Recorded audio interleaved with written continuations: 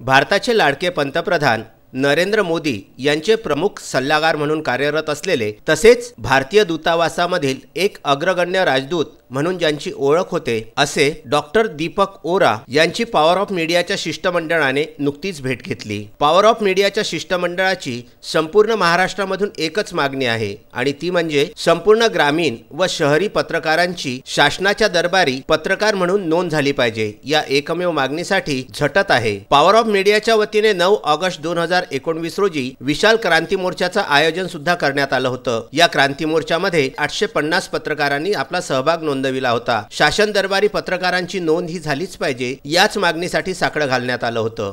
पत्रकारांची नोंदणी झालीच पाहिजे, पत्रकारांची नोंदणी झालीच पाहिजे, शासन दरबारी आमची नोंद झालीच पाहिजे, शासन दरबारी आमची नोंद झालीच पाहिजे, शासन दरबारी आमची नोंद झालीच पाहिजे। अशी कशी होत नाही, अशी कशी होत नाही।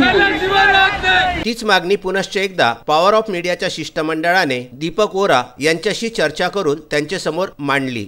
सूचना एवं प्रसारण मंत्रालय से जो रजिस्टर्ड होते हैं दिल्ली में होते हैं, मुंबई में होते हैं, तो जो मंत्रालय से रिलेटेड रहते हैं उन्हीं को अधिस्वीकृति एक्रेडिटेशन कार्ड दिया जाता है। आप लोगों को नहीं देते? नहीं देते। क्यों? आपने अप्लाई किया है? हम लोगों का वही है कि हम आपसे मिलने के लिए वहाँ से आपके पास न्यूज़पेपर्स हमारे पास अपने चैनल्स है, हमारे पास अपने जब आप लोगों ने अप्लाई किया है तो मना किया किसी ने?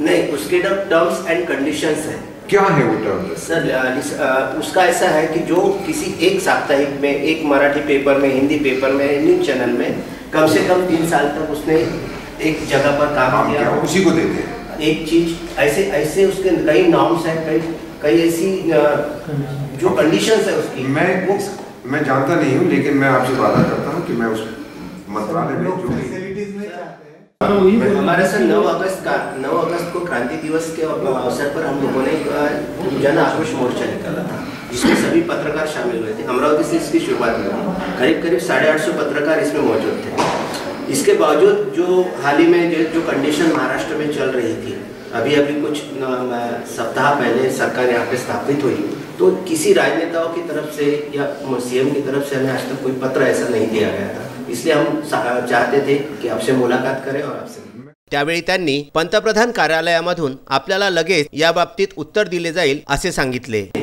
मैं 100% इसको टेक अप करूंगा। मुझे पता नहीं है क्यों वो लोग ऐसे करते हैं, पर उनसे पता करते हैं। आप जो अभी मुझे कह रहे हैं, मुझे तो लगता है बिल्कुल जो आपका राइट है, जो आपने कहा है, वो विचार के लिए ये लोग जरूर करेंगे। और फिर इतना मैं आपसे कह सकता, निर्णय उनका है। पॉवर ऑफ मीडियाच्या या शिष्टमंडळामध्ये पॉवर ऑफ मीडियाचे राज्य संघटक संदीप बाजड, विदर्भ सदस्य डॉक्टर कुशल लोटे, अमोल नानोटकर, अमरावती जिल्हाध्यक्ष उमेश लोटे, अचलपूर तालुकाध्यक्ष पंकज साबू, अमरावती जिल्हा सदस्य आशिष गवई आणि अमरावती शहराध्यक्ष सुरेंद्र बिस्ने यांचा समावेश होता। यावेळी दीपक ओरा यांनी पॉवर ऑफ मीडियाच्या शिष्टमंडळाशी दिलखुलास चर्चा केली आणि भरपूर वेळ पत्रकारांच्या समस्यांविषयी बोलले। त्यामुळे आता पत्रकारिता क्षेत्रामध्ये कार्य करणाऱ्या अनेक पत्रकारांना, बातमीदारांना एक वेगळाच दिलासा मिळालेला आहे। येत्या काही दिवसातच मुंबई दरबारी जाऊन शासन दरबारी आपली नोंद कशी करता येईल यासाठी विचार मंथन होणे गरजेचे आहे असे प्रतिपादन यावेळी पॉवर ऑफ मीडियाच्या शिष्टमंडळाने केले। विदर्भ न्यूज, अमरावती।